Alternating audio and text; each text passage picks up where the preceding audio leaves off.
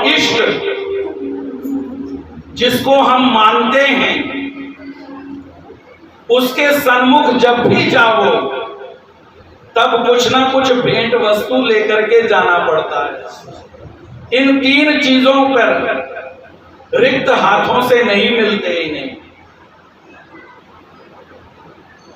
सुशीला कहती हैं कि अगर तुम जा ही रहे हो तो भगवान के लिए कुछ भेंट वस्तु तो लेकर के जाओ। सो सुशीला ने 4 घर के चावल लिए कि ये तो नहीं कहेंगे, लेकिन द्वारिकाधीश जब इन चावलों को देखेंगे तो समझ जाएंगे कि ये 4 घर के चावल मांग करके हम मेरे पास लेकर के आया है, क्योंकि चारों घर के चावल अलग अलग होंगे। सुशीला ने पोटली बांध दी। सुदामा द्वारिका की ओर निकले और जब द्वारिका की ओर निकले तो रास्ते में भूख लगती है, प्यास लगती है, जिंदगी अब उदास लगती है, कैसे आऊं मैं द्वारिका तेरी, आस भी अब निराश लगती है। मन ही मन में सुदामा सोचते हैं कि प्रभु मैं तेरे सन्मुख कैसे आऊंगा, और सन्मुख जब होऊंगा तो वो समय कैसा होगा। हम जब स्मरण करें, इसीलिए 4 प्रकार का स्मरण हमारे शास्त्र ने हमें बताया। निर्वेद, अनुताप, अनुशोच और आर्त। जब हम परमात्मा का स्मरण करें तो अपने पिछले जो अवगुण हैं, पिछले कर्मों को याद करें, और पिछले जो कर्म किए हुए हैं बुरे, उन बुरे कर्मों की परमात्मा से क्षमा मांगे कि प्रभु मैं तुम्हारे सन्मुख आऊंगा ही कैसे।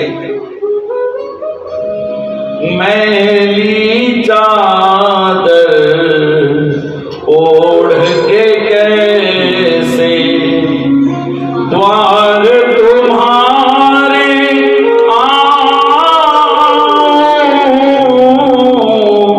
मैली चादर ओढ़ के कैसे द्वार तुम्हारे आऊं।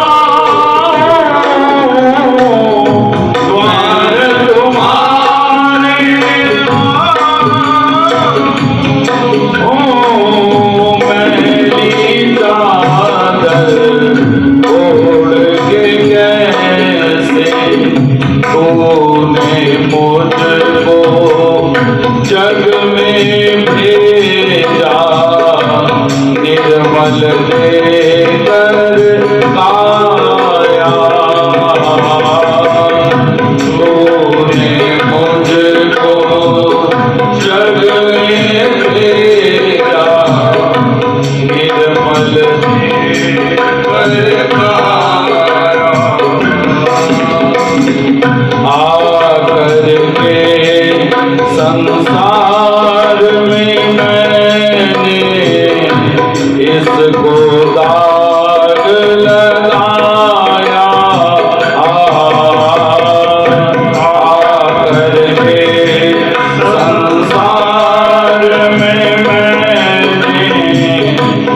जिसको भाग लगाया, जन्म जन्म की मैली चादर, जन्म जन्म की मैली चादर, कैसे दाग छुड़ाऊं मैली चादर ओढ़ के, कैसे द्वार तुम्हारे आऊं, द्वार तुम्हारे आऊं, मैली चादर ओढ़ के, कैसे मैली चादर ओढ़ के, कैसे। सुदामा मन में विचार करते हैं कि प्रभु के सन्मुख जाऊंगा तो जाऊंगा कैसे, क्योंकि वो भक्त वत्सल है, उसके पास जाऊंगा तो जाऊं कैसे। और दूसरा मन कहता कि नहीं, वो भक्त वत्सल हैं, वो दयालु हैं, वो कृपालु हैं, वो दया के सागर हैं। अरे मन, चल भगवान की शरण में। और इस तरह से जब द्वारिका के पास पहुंचे तो वहां पर द्वारिका का वैभव देख करके सुदामा और चिंतित हो गए। वो द्वारिका स्वर्ण नगरी है, और एक बार उस स्वर्ण नगरी को देखते हैं और दूसरी बार अपनी तरफ देखते हैं और कहते हैं कि अरे, मुझे द्वारिकाधीश पहचानेंगे भी कि नहीं पहचानेंगे? मेरे तो कपड़े भी फटे हुए हैं और भगवान के तो महलों के कलश भी सोने के हैं, दीवारें भी सोने की हैं। भगवान मुझे कहां पहचानेंगे? और जैसे ही द्वारिका में प्रवेश करने लगे, सैनिकों ने रोका कि कहां जाते हो, कौन हो तुम? सुदामा कहते हैं कि मैं दीनहीन सुदामा हूं, भगवान श्री कृष्ण का मित्र हूं। और जैसे ही भगवान श्री द्वारिकाधीश का मित्र हूं ऐसा सैनिकों को कहा तो सैनिक हंसने लगे। सैनिक कहते हैं कि अरे, अपना मुंह देखा है शीशे में? द्वारिकाधीश के मित्र हो कहते हो, तुम्हारे तो कपड़े फटे हुए हैं और जानते हो हमारे द्वारिकाधीश, उनके तो महल सोने के हैं, पहनने के लिए भगवान कौस्तुभ मणि पहनते हैं और इतने वैभव हैं जो वैभव तुम देख नहीं पाओगे। सुदामा कहते हैं कि अरे भाई, जाकर के एक बार द्वारिकाधीश को जाकर के कहो कि तुम्हारा मित्र सुदामा आया है। और जैसे ही सैनिकों ने भीतर ये संदेशा पहुंचाया तो उस समय प्रभु आरोगण कर रहे थे, भोजन पा रहे थे। और जैसे ही ये संदेशा मिला कि सुदामा आपको मिलने के लिए आया है, भगवान श्री कृष्ण नंगे पैर ही सुदामा को मिलने के लिए दौड़े। सुखदेव जी राजा परीक्षित को कहते हैं कि राजन, वो जो क्षण है वो क्षण देखने वाला है। देख सुदामा की दीन दशा, करुणा करके करुणा निधि रोए।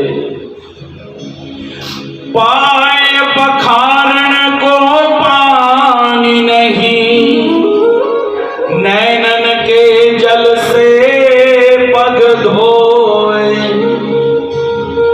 भगवान ने पानी नहीं लिया, अपने नेत्रों के आंसुओं से भगवान ने सुदामा के चरणों को धोया। और भगवान कहते हैं कि अरे मित्र, बहुत दिनों के बाद मिले हो, पहले क्यों नहीं आए? सुदामा अपनी दीनता छुपाता है, कहता है कि कोई ऐसी बात नहीं मित्र, मैं मिलने के लिए आतुर तो था लेकिन समय नहीं मिलता था। आज समय मिला तो मैं तुम्हें मिलने के लिए आ गया।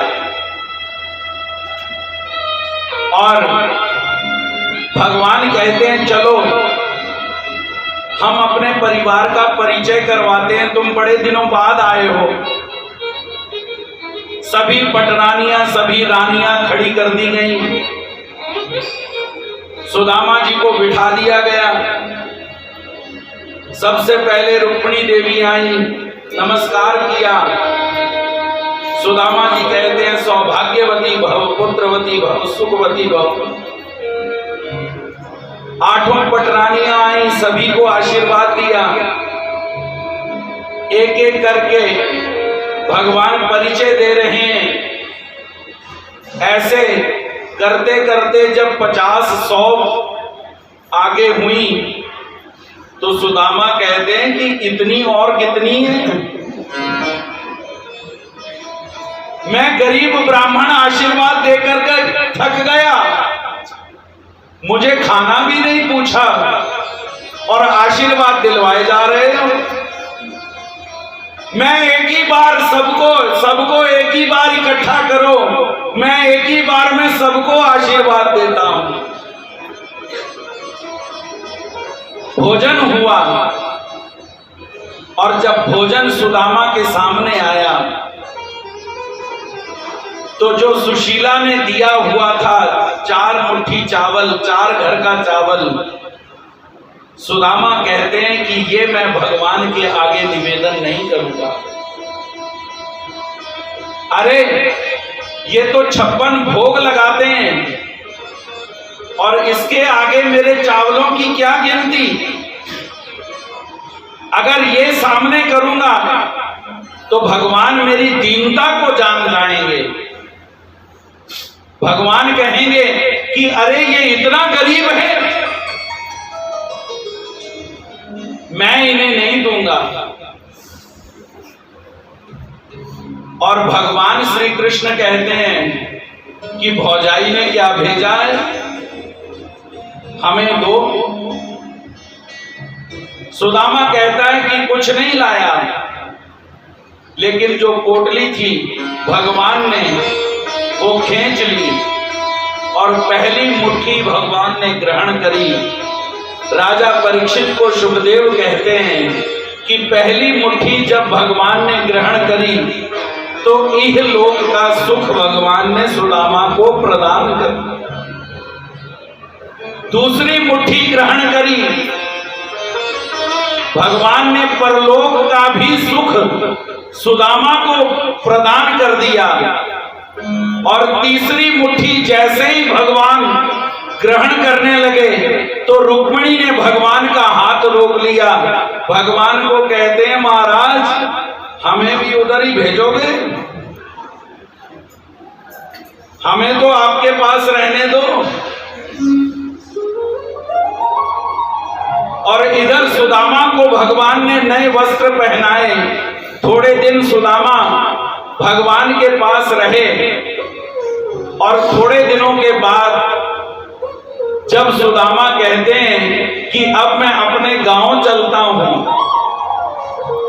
तो भगवान ने जो वस्त्र पहनाए थे, भगवान कहते सुदामा ये वस्त्र उतार दो, वही फटे पुराने कपड़े पहन लो फिर दोबारा, क्योंकि रास्ते में कहीं डाकू चोर तुम्हारे को लूट ना लेवे।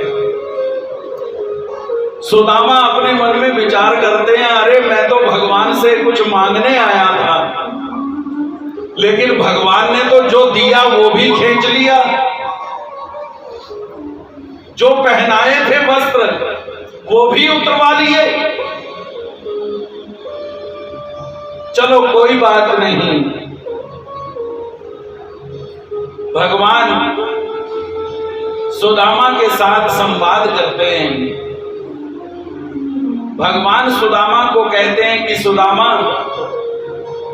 तुम्हारे जीवन में जो अभाव है जानते हो किस कर्म के कारण है? सुदामा कहता है नहीं, क्योंकि जीव अपने कर्मों को नहीं जानता, उससे गलती से कई ऐसे कर्म हो जाते हैं कि उसका फल उसे भोगना पड़ता है, और वो बाद में कहता है कि मैंने तो कुछ किया नहीं था, लेकिन फिर भी मुझे भोगना पड़ रहा है। लेकिन भगवान ज्ञान स्वरूप हैं, भगवान ज्ञान करवाते हैं सुदामा को कि तुम्हारे जीवन में दरिद्रता आई तो आई कैसे? सुदामा याद करो, जब हम दोनों गुरुकुल में थे, एक दिन गुरु माता ने जिस समय हमें लकड़ी काटने के लिए भेजा था, उस समय साथ में खाने के लिए कुछ चने दिए थे कि रास्ते में भूख लगे तो तुम दोनों मिल बांट करके खा लेना। और जब लकड़ी हमने तोड़ ली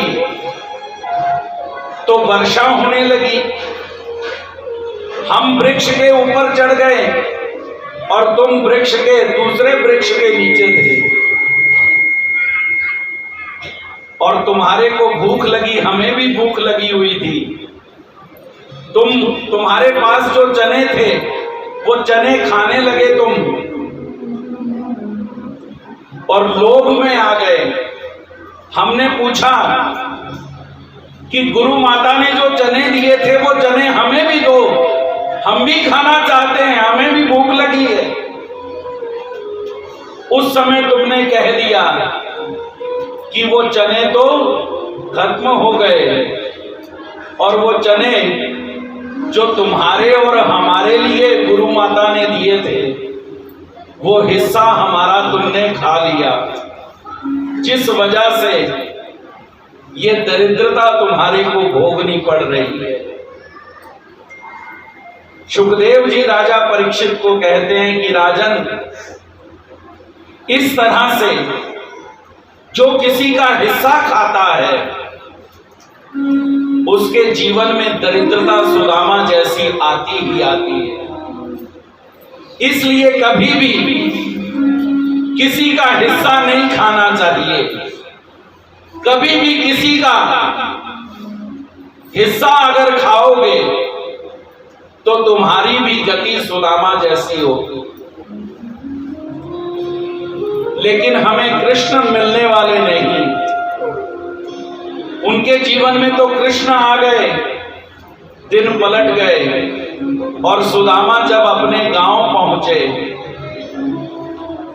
तो क्या देखते हैं कि द्वारिका जैसी नगरी ही दूसरी नगरी स्वर्ण की नगरी बनी हुई है।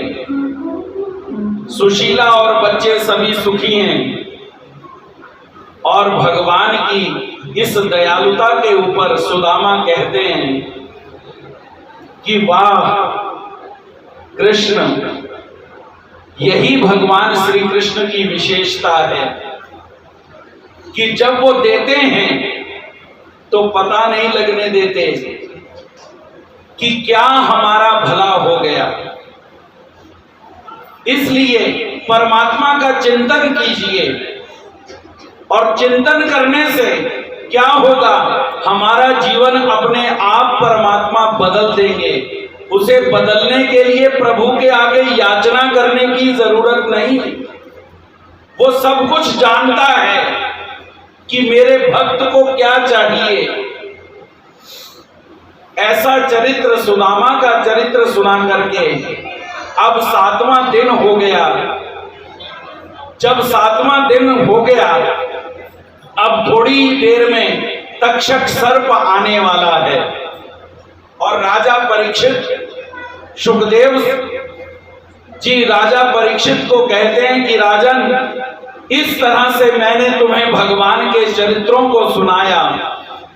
इन चरित्रों को सुन करके तुम्हारे जीवन में परिवर्तन हुआ कि नहीं हुआ? तुम्हारा मन जो भय से भयभीत था, वो भय दूर हुआ कि नहीं हुआ? तो सुखदेव जी को राजा परीक्षित कहता है कि गुरुजी, आपने जो भगवान का चरित्र मुझे सुनाए, उन चरित्रों से मेरा भय जो है वो दूर हो गया। अब तक्षक क्या, तक्षक से बड़ा सर्प भी क्यों ना आ जावे, अब मेरा कुछ बिगाड़ नहीं सकता, क्योंकि मैं तो मरता ही नहीं हूं। मरता ये शरीर है, ये मैं जान गया हूं। और थोड़ी देर में तक्षक आया, और तक्षक ने राजा परीक्षित को डसा, और परीक्षित का उद्धार हो गया। और सुखदेव जी उस कथा में से, बीच में से उठ करके वहां से प्रस्थान किया। इस तरह से ये कथा यहीं पर संपूर्ण हुई। ऐसी श्रीमद् भागवत कथा का रसपान हमने 7 दिन तक श्रवण किया। मेरी जिंदगी के आज 123वीं श्रीमद् भागवत कथा का मैंने यहाँ पर संपन्न की। श्रीमद् भागवत कथा ऐसी संपूर्ण हुई, और हम सभी भाग्यवान हैं कि हमारे को श्री धाम वृंदावन में बैठ करके इस कथा को श्रवण करने का मौका हमारे परम पूजनीय प्रातः स्मरणीय श्रद्धेय श्री बाबा जी ने ये मौका दिया। और दिल्ली के जो अरोड़ा परिवार है वो मुख्य यजमान बना, तो परमात्मा श्री कृष्ण के चरणों में यही प्रार्थना करते हुए कि जिस हेतु से भी उन्होंने ये श्रीमद् भागवत कथा का आयोजन करवाया, प्रभु उनकी सभी मनोकामनाएं पूर्ण करें और ये परिवार सदा सर्वदा सुखी रहे, ऐसी शुभ आशीर्वाद देते हुए इस कथा को यहीं पर विश्राम देते हैं। और अब गलती से इन 7 दिनों में आपको कथा बताने में कहीं ना कहीं मेरे से ऊंचा स्वर बोला गया हो, तो आप सभी मुझे अपना छोटा भाई समझ करके क्षमा करना। जय श्री कृष्ण, दंडवत प्रणाम।